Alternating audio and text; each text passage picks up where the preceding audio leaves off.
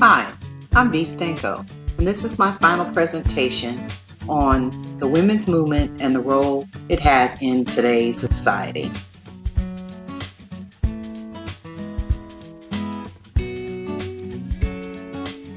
The women's rights movement was started in 1848, and it ran through the 1920s.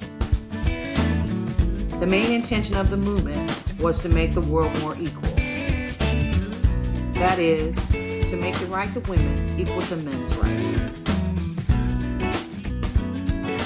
The women's rights movement did not only include property rights, but it also includes suffrage for all women. The movement created a lot of positive results, which have impacted the lives of both men and women. For instance, a considerable amount of women have moved into the labor force.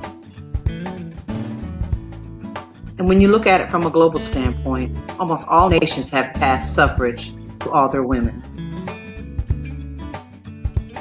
The attitude towards women's equal treatment has shifted from negative to positive, and a more liberal reception of both men and women. However, the movement has saw in some instances women being treated differently than men, such as different pay, promotion, and entrepreneurship.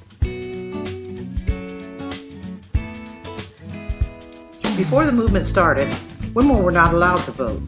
Their primary role was to stay home, take care of their husbands and their home. They definitely were not allowed to have a political opinion.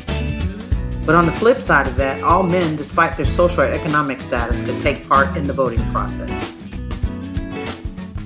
In July of 1848, 3 women by the name of Elizabeth Staton, Lucretia Mott, and Susan Anthony organized a meeting in Seneca Falls, New York. The purpose of the meeting was to discuss inequality for women and create the Declaration of Sentiments. In addition, the Declaration of Sentiments was based on the Declaration of Independence to parallel the struggles of the Founding Fathers with those of the women's movement. It states that both genders have the right to life, liberty, and the pursuit of happiness, and that women have the same rights as men. It also argued that women were oppressed by the government in a male-controlled society. 2 organizations are credited with masterminding the women's movement. They were the National Women's Suffrage Association and the American Women's Suffrage Association. The leaders of these associations united their activities in combat for women to be joined into the 15th Amendment. The combining of the organizations gave new purpose to the movement. The movement fought tirelessly for women's rights. In 1869, the first voting rights were granted to women in Wyoming. The movement's hard work was finally paying off, and many states began granting voting rights to women. By 1920, the 19th Amendment had passed. 15 states granted women full suffrage. This also included their voting rights.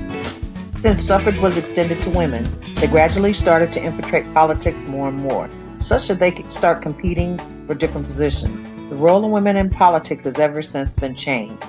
In present times, more women are elected leaders not only in national top politics, but also other political aspects. Women's suffrage was an intricate part of the women's movement because it gave women the right to vote. The real moment for women came when World War II broke out. As the men marched off to war, there was no one to work the jobs they left. The creation of Rosie the Riveter was a campaign that convinced women to take on the empty jobs within the industry. It was during the war when the women proved that they could be more than just housewives and have babies. When the war ended and the men returned home, they assumed their old jobs.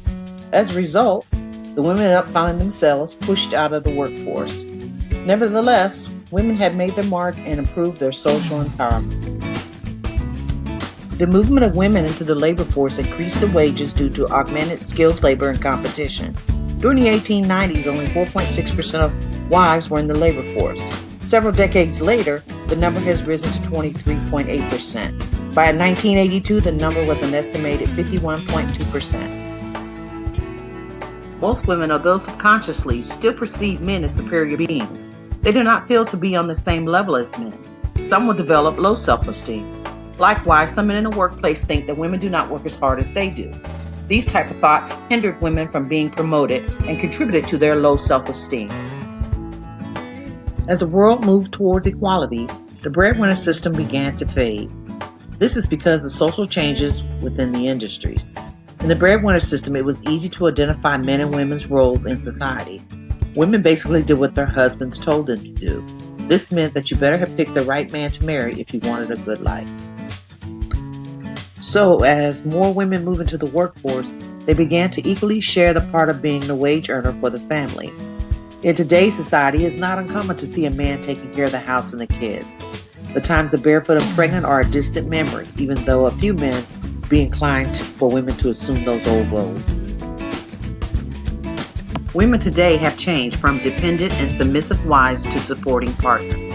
They are viewed as equals and major contributors to society, thanks to the women's rights movement.